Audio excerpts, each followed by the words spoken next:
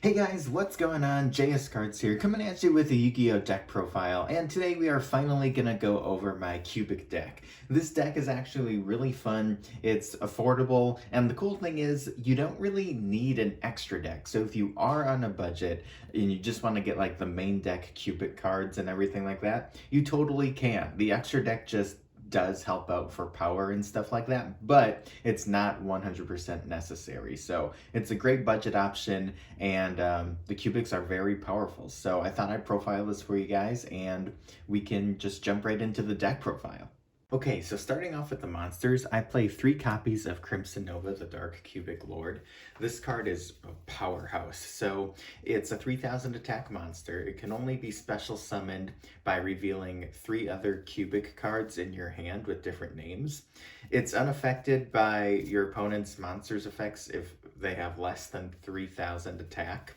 And on top of that, he's a 3000 attack monster. He can attack twice in the battle phase. Also, during the end phase, each player takes 3000 damage. So if you can attack with your Cubics and they all have like 3000 or more attack each, and you're able to just do battle damage, and then at the end phase your opponent takes 3000 damage, you can win that turn. This card's awesome.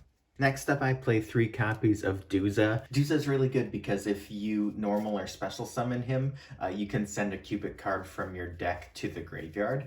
You have a lot of different like Cubic spells and traps where you want them in the graveyard so their effects can go off, so that card helps out a lot. Next up, I play 3 copies of Vijam, the Cubic Seed.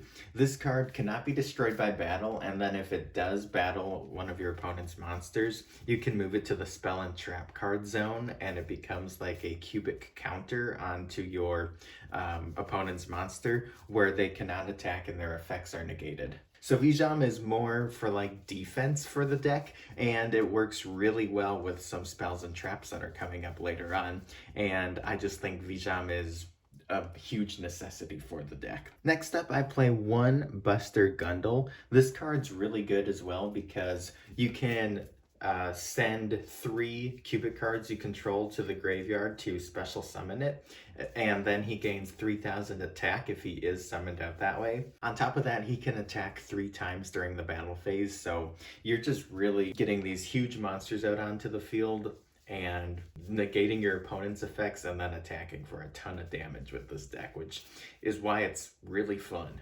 Then I play 1 copy of Indoria Doom Volt, the Cubic Emperor. Man, these names are crazy, but they're cool. He's similar to your Buster Gundle, where he's special summoned if you tribute or if you send 3 Cubics from your field to the graveyard. He gains 2400 attack, but if he is brought out from the hand, he inflicts 800 damage to your opponent. Also, if he's destroyed, you can bring out 3 Cubic cards from your graveyard, and then you can search for a Cubic card from your deck and add it to your hand. Then for the last Cubic monster, I play 1 copy of Giera Guile, the Cubic King. He's really important because he lets you special summon up to 2 copies of Vijam from your graveyard.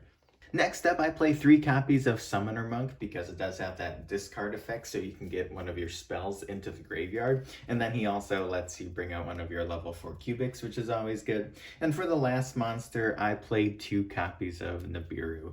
It's a great card this format, and he's another like powerhouse monster with 3000 attack. So if you can get him out along with your more powerful Cubics, you're going to be in a pretty good spot.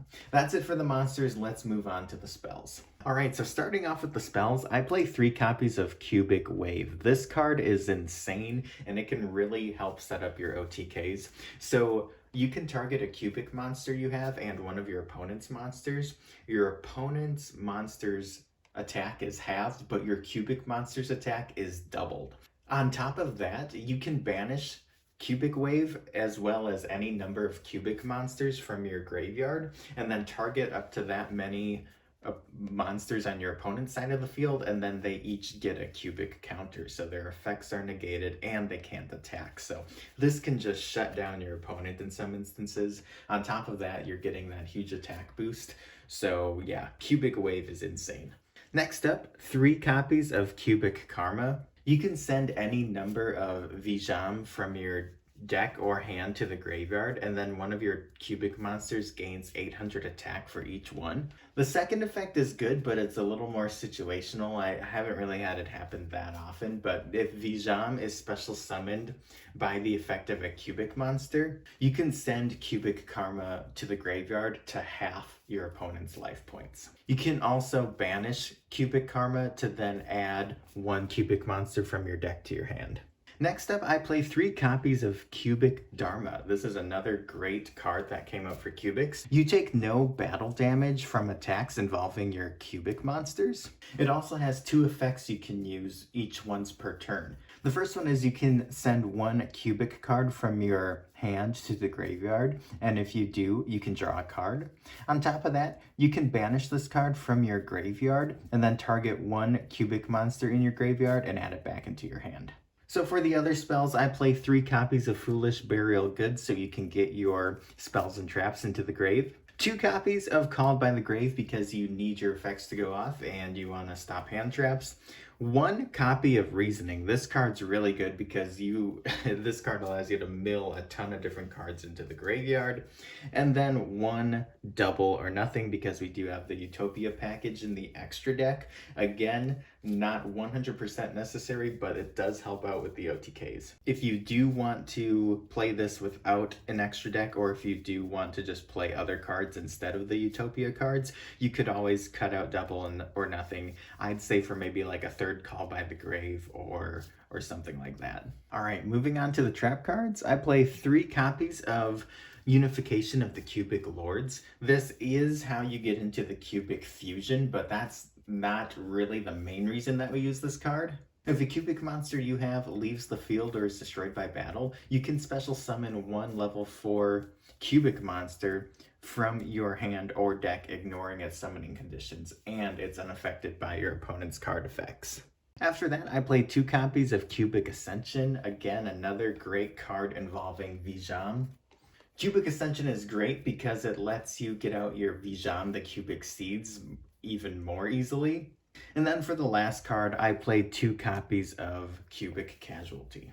Cubic Casualty places cubic counters on your opponent's monsters, and then you can target a cubic card, and if it destroys, every time it destroys one of your opponent's monsters that has a cubic counter on it, they take damage equal to that monster's attack. So just another great way to push for game and deal a bunch of damage out to your opponent. So that's it for the main deck. Let's move on to the extra deck. So starting off with the extra deck, this is probably overkill, I'll be honest. I play 3 copies of Crimson Nova Trinity, the Dark Cubic Lord. This is the powerful fusion that they have. You honestly don't go into it that often. You could cut 1 or 2 copies of this for other cards if you would like, but I thought, why not just max out on it? I love the artwork. It is powerful and it's a cubic deck, so I wanted to fit the theme. On top of that, the extra deck really isn't 100% necessary. You can play this with just the main deck, so I just thought I'd have fun with it and max out on it. But if you need the space, or if you want to play something else, you definitely can.